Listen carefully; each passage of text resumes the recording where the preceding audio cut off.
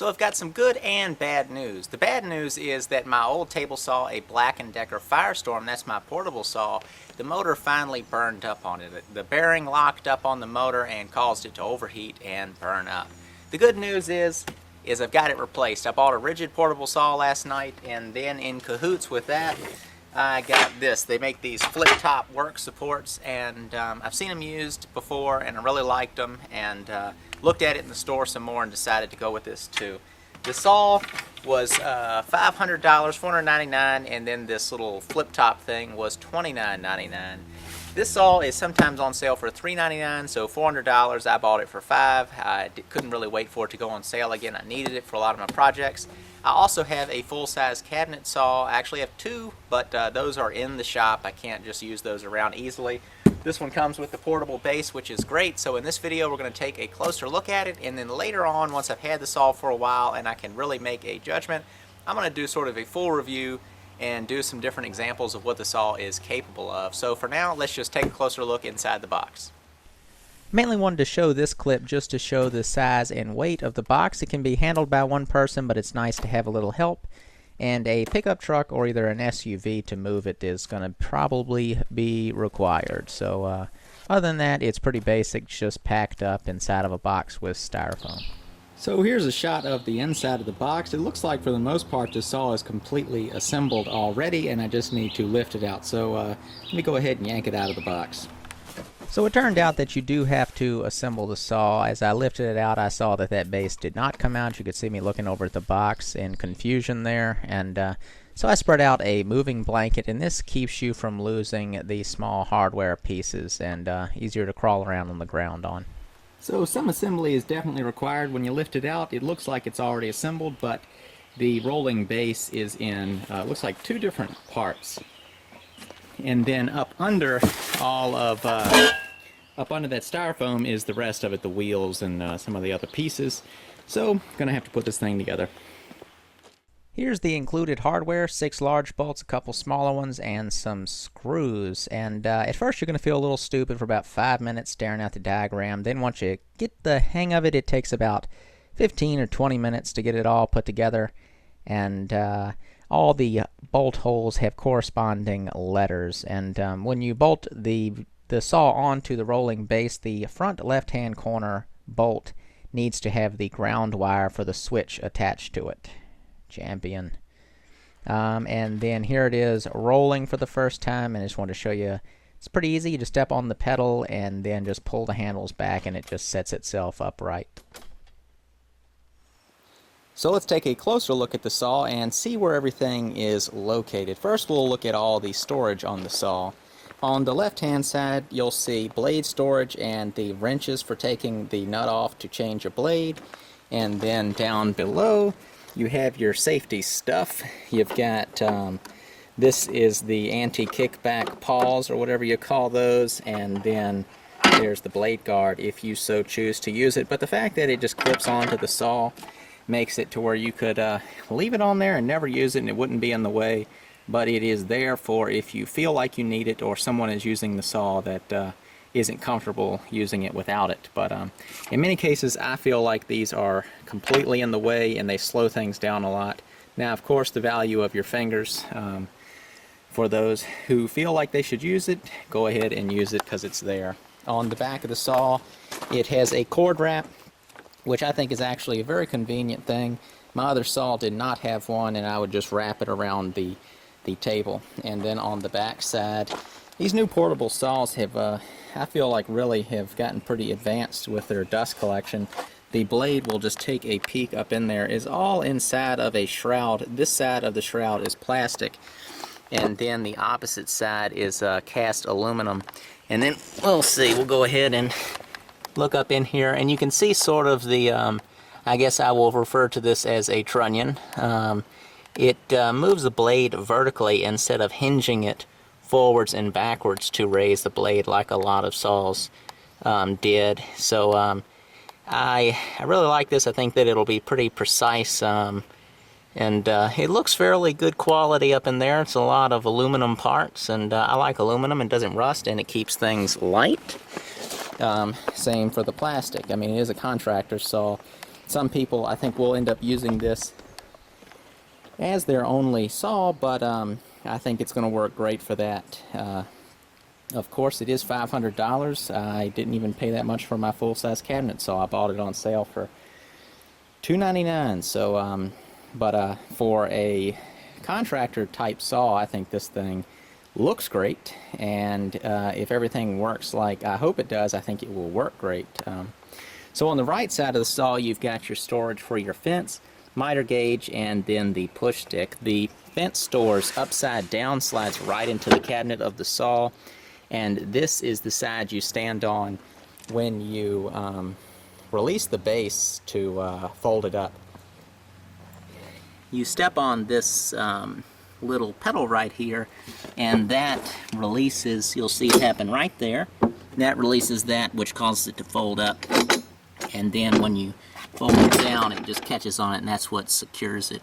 And it's on pretty good sized wheels. These are solid rubber versus something like the Bosch, I think it's the 4100 series. They're pneumatic tires, which would probably roll pretty good over rough surfaces, but you know, for everybody that's got wheelbarrows and hand trucks and all that kind of stuff, what happens to the tires? They always end up flat. So I would much rather have a hard rubber tire, and if these ever messed up, you could always get them replaced with the LSA that comes with the Ridgid tools, or you could just go to a place like Harbor Freight and grab you some more little hard wheels, although they would need to be the right diameter to make the saw sit level.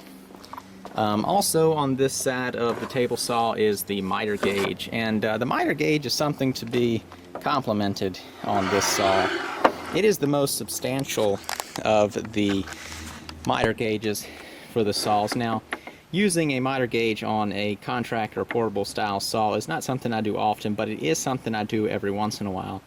And comparing this one, this is much more like a miter gauge on a cabinet saw. It's got a nice long bar. It's you know, you could even tighten that up some more, but that's very minimal side to side action. This is cast aluminum, whereas something like the DeWalt one looks like, I mean, I know that DeWalt saw is nice, but the miter gauge on it looks like a toy. And this one has positive stops underneath. The others may, I don't know about those, but this one has the positive stops that you can set for different degree marks, and they're all tunable. And to use all of those, all you do is you pull back. It's got like a detent on it here. You pull back on that, and then you're able to rotate it. You'll have to take my word for it, but you just pull that out and rotate it, and it clicks right onto those. It also has spots to where you can put some screws through there if you want to set up a longer backstop on the front of the miter gauge for a little more precision. So let's talk about the table itself now. This is how you unlock the tabletop. You just flip that lever up and then pull out on that. And then think of it what you will. It has this tape measure that extends with the saw. You can see its action right there. I would refer to that as too cool for school. It is a clever little thing, but I guarantee you that I will rip this little thing off. I mean, as you can see, it's just a tape measure, and I destroy every tape measure I get. So I can't imagine why they thought it would be a good idea to put one on the front of a table saw where you're constantly shoving boards. I'm almost tempted to just remove it altogether, because I've never... You can use it as a quick reference, but I always measure from my blade over to my fence anyway when it comes to setting up your rip. Alright, well, what else can we talk about? We'll talk about the controls on the front of the saw. You can, it is pretty, I think they did a cool thing with this too. This is the unlock for the tilt. So you unlock that, and then that is what then lets you angle the blade. So that's the lock for that. And how that works is you just turn this knob, and you can see on the inside there, that is the gear mechanism that controls it. And if you want more speed, you just take that outer ring there, push it in, and then you can just move it side to side, get it close to where you want it, and then fine-tune your angle. And then for raising and lowering the blade, you get it in the position you want, the angle of the cut, and then from there you can just turn it, and it turns pretty smooth. There's a slight wobble to that knob, but I think that that's perfectly fine. I don't think it's going to cause a problem. And then your blade depth lock is right here, which I think is a really cool feature to put on a portable saw. My other one did not have that. The other one was $150, this one was $500. So there are going to be some extra features that you get on a more expensive saw. And then there's your angle gauge. Once again, I never usually use these types of things, but they are nice for certain types of construction things where the angle does not actually have to be that precise. You can just adjust this right here to get it correct and then just go with that. Say you need to bevel a 45 degree for some sort of construction. It doesn't really matter if it's dead on in most cases, so this gauge would be just fine. As far as the switch goes, it's a nice large switch. It's got a really nice, it pops on real good. It's got the little safety key there. I've never really taken one out, but for having kids around, if those of you that don't know what the purpose of these is when you pop that out, the saw can't be turned on. So even if you have a building you can switch the power off on, somebody could still run an extension cord over to a tool, turn it on, and then hack their hand off right there. So that is a nice thing. You could pull all these out of your tools and pop them into a locked drawer or something, but you don't want to lose it either, because then you won't be able to turn your tool on. When it comes to fences on portable saws like this, I have never seen a fence as impressive as this one. There is one or two things about it that I would not have added to it, and a couple things. One thing that I would have probably improved on, but the thing I would have improved on is a different little lever right here. This is pretty lightweight. I know a lot of plastic stuff is pretty darn strong. I mean, they're making a lot of pistol frames out of polymer, reinforced polymer and stuff. Now, I don't know what this is made out of, but this looks pretty lightweight. I would rather it be something like a threaded piece coming out with a knob that screws onto it, because then if that knob ever broke, you could make your own or just easily get a new knob, but you could still actuate it with that threaded rod. If this part breaks, you're going to need this little part, or else you won't be able to lock your fence down in the meantime while you're getting it fixed. But other than that, the only thing I would, I probably would have not added this micro adjust on here. It really kind of slips. It's not like this super convenient thing, and I mean, that's all it takes to replace it. You just bump it over with your hand a little bit.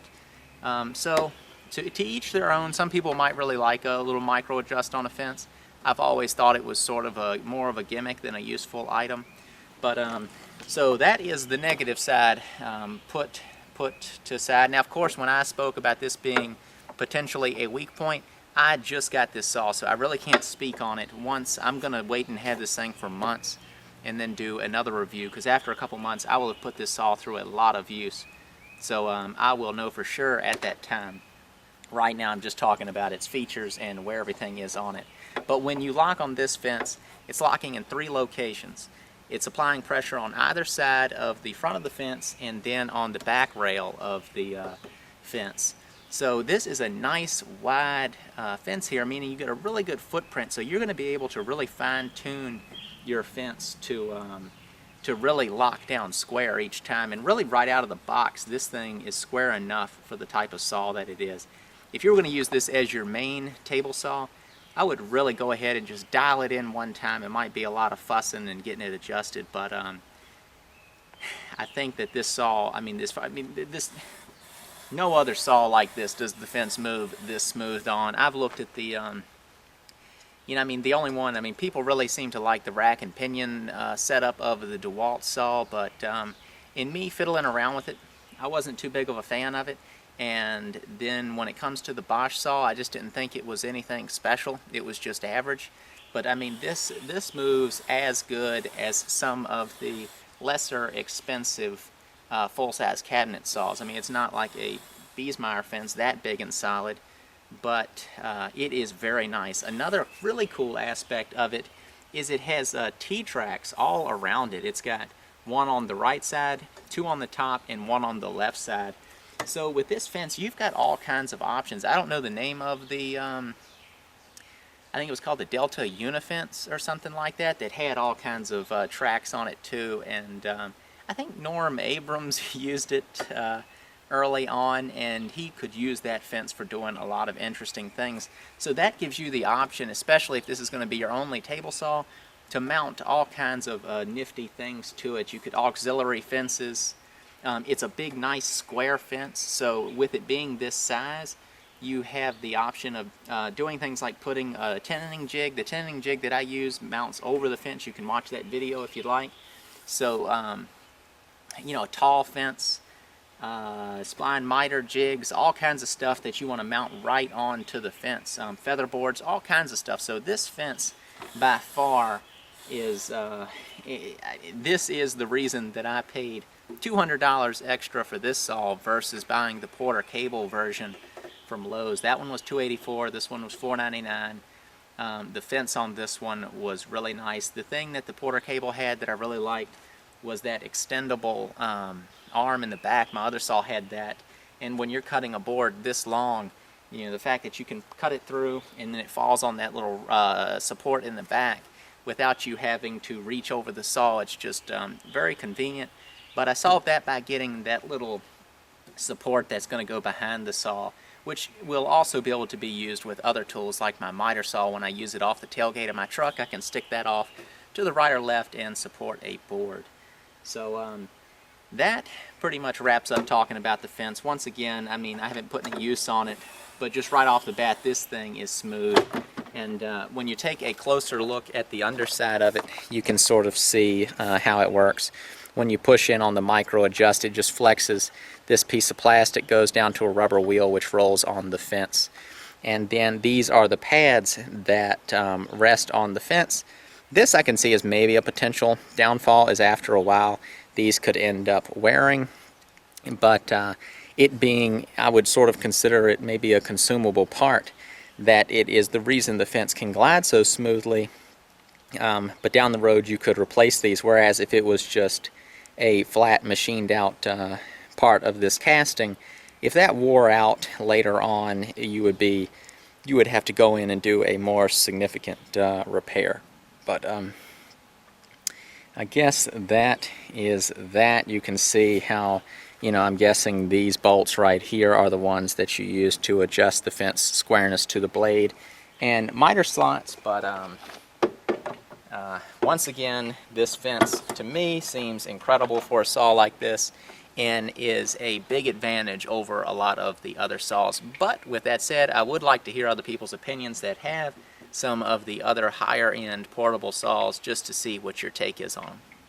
For the test cut, we're going to be using a piece of pine. This is a yellow pine with quite a bit of resin in it, so it's a slightly harder board. We'll make a couple of test cuts on this to see how the saw works, and this is going to be using the stock 36 tooth Ridgid blade that comes with the saw. I've heard a lot of people saying by upgrading the blade it makes a world of difference, which of course it does.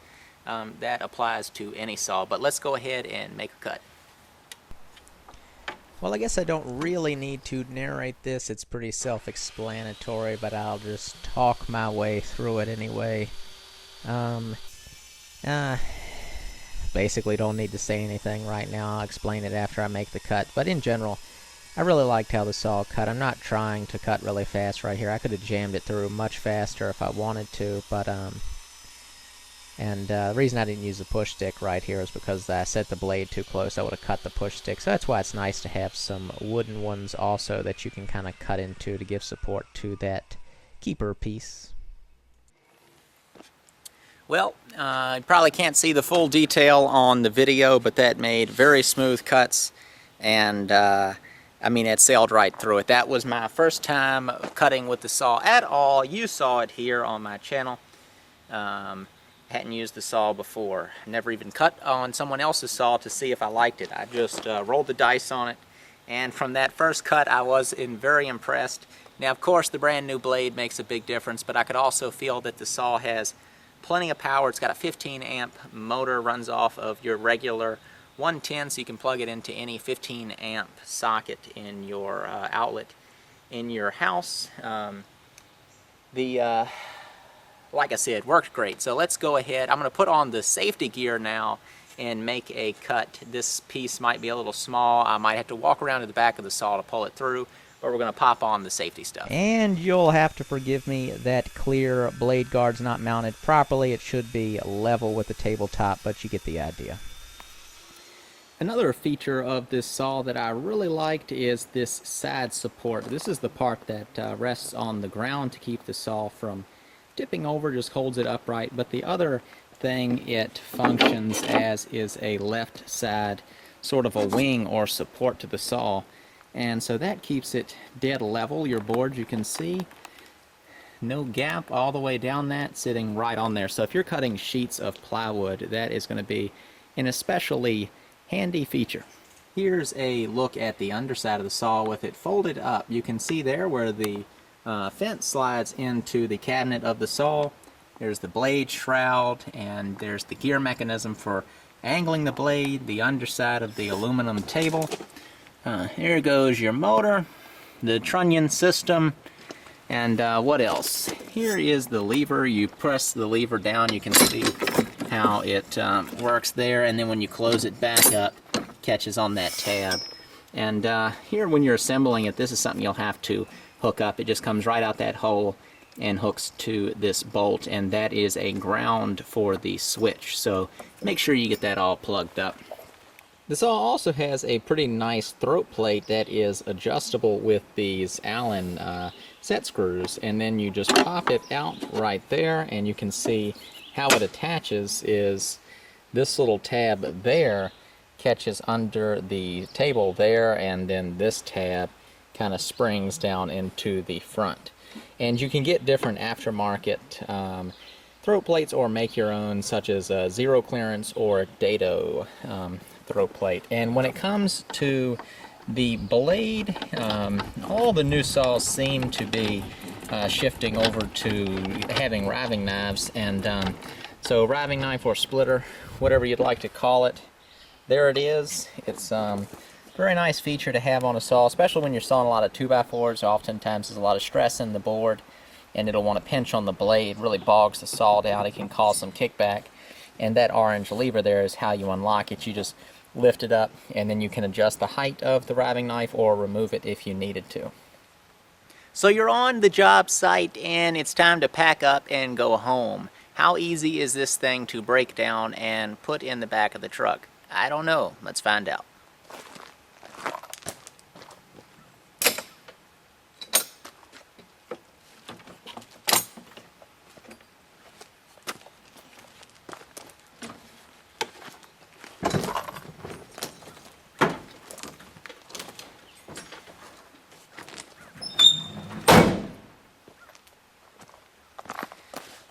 It's not too bad. It's pretty heavy, I'd say. I think it weighs about 100 pounds, which, I mean, that's not too bad. That just means it's a little beefier. It's pretty strong, nice heavyweight base, and I say heavy not as in really all that much weight, but as in pretty sturdy. You'll see if you end up choosing to get it or visit it at the Home Depot, but that's really not all that bad. My other saw, the base did not fold up or anything. It was just always upright. So while the other one was much lighter, I'd say about 25 pounds lighter, it is a lot more awkward. So I'd much rather deal with something being a little heavier for about 2 or 3 seconds than have it be opened up full size at all times. The breakdown base and pull out side table makes it for a much more compact unit, especially when it's flipped up. You can just roll it right against a wall. While I can't really speak from experience yet what I think about the saw, my first impression is a very good one. Of course, I mentioned some things that I can improve on. I mean, they could improve on, but I guarantee you slap pretty much any tool in front of someone with a lot of experience, there's always going to be something that you could say could be a little different. But in reality, I think that's just from being getting spoiled using nice tools and being overly picky, which is something that can be easy to do when you spend $500 unexpectedly. So, but I mean, I think this is money well spent. This thing will probably pay for itself in the first or second use that I end up using it. So what I'm going to do is put this thing to use over the next month or so. Like I said, it'll get a lot of use. working on rental properties, making furniture, cutting through oak, working on the tiny house, and so forth. So it will get tested. I'll film some of the usages and then put together another video more in depth talking about my thoughts on it. So with all that said, I hope this video was valuable to you and maybe helping you make a decision. I tried finding videos about this saw myself and wasn't really too happy with a lot of the videos I was finding. So I hope I added something to the conversation that's already going on YouTube about this saw. Let me know if I did. Other than that, I want to thank you for watching, and be sure to check back for the follow-up on the actual review of this saw, which is the R4510 made by Ridgid, available at Home Depot. So, thanks for watching. See you next time. If you enjoy table saws and woodworking as much as me, you should click the red subscribe button now, and you will get updates on all my future uploads, including woodworking projects, other random projects, and talking about tools such as this table saw. So click the red subscribe button and become a subscriber. Thank you for watching.